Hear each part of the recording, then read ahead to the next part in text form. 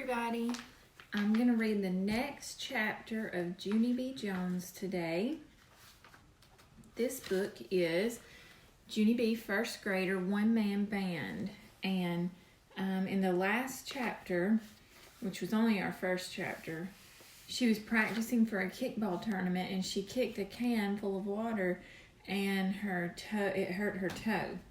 So when we ended the chapter, she was daydreaming about being the champion of her class's kickball team. Chapter 2 is called More Piggy Problems. I stayed in my daydream a real long time. Also, I think I snored a little bit. Then all of a sudden, smack! Mr. Scary clapped his loud hands together, and that noise scared the daylights out of me, I tell you. I jumped straight up in my seat, and my arms flinged out very crazy. Then my hand knocked into my dictionary, and oh no, that heavy book went over the edge of my desk, and it landed on my sore toe. Ow! I shouted real loud. Ow, ow, ow, ow!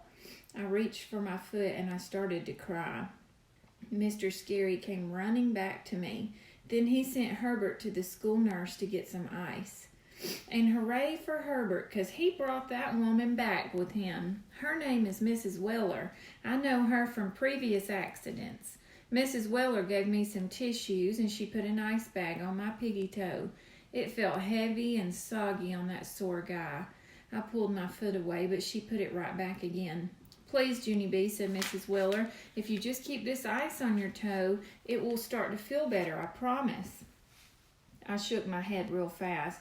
No, it won't, Mrs. Weller, I said. I know it won't, 'cause Mother already put ice on that same toe yesterday, but today it still hurt, and that's how come I had to come to school in sandals. Oh dear, she said. You mean this poor toe was already injured before you came to school today? I did a sniffle.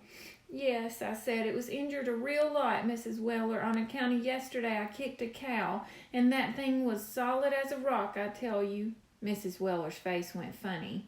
You kicked a cow? She said real soft.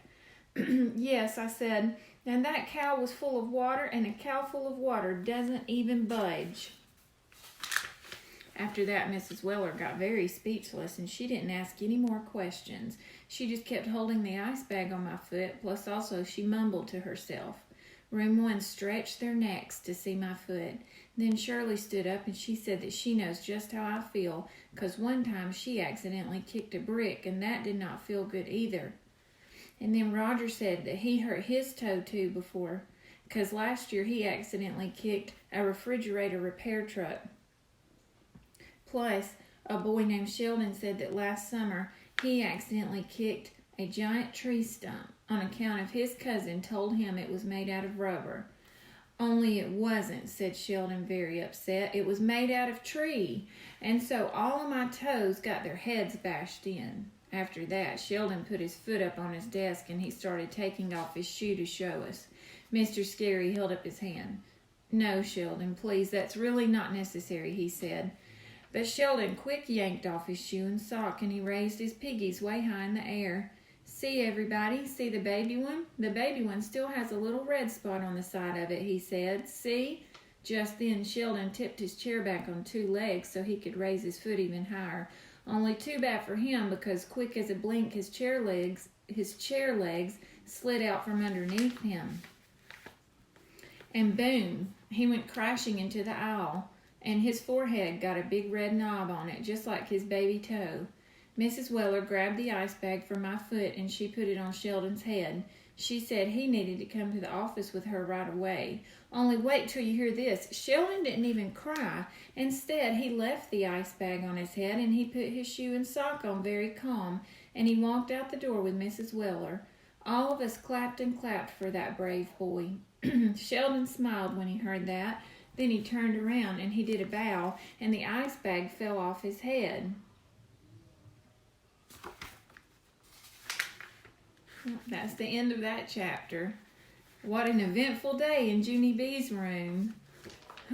They had a lot going on. They probably had to get back to work after that, didn't they? All right, real quick before I let you go, let's do some quick images. I'm going to hold up between 0 and 10 fingers, and then I'm going to put it down real fast and see if you can remember what number of fingers I put up. I'm going to see if you can subitize. Are you ready? All right, here comes the first one.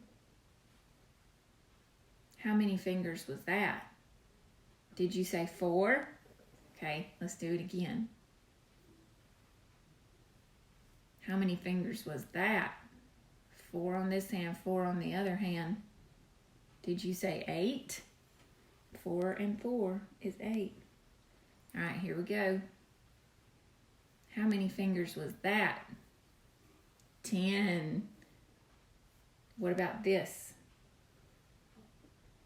Did you say 6? Okay.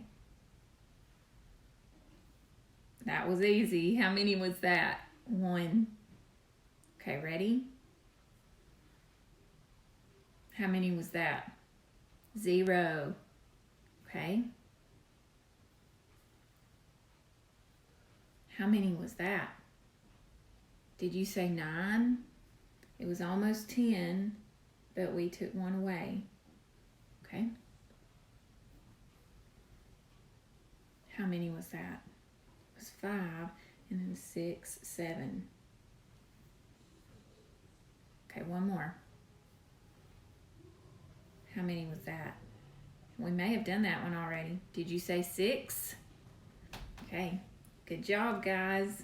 Good job listening to Junie B, and good job subitizing. The quicker you can subitize, the better you are with adding and subtracting. I'll see you in the morning. Bye-bye.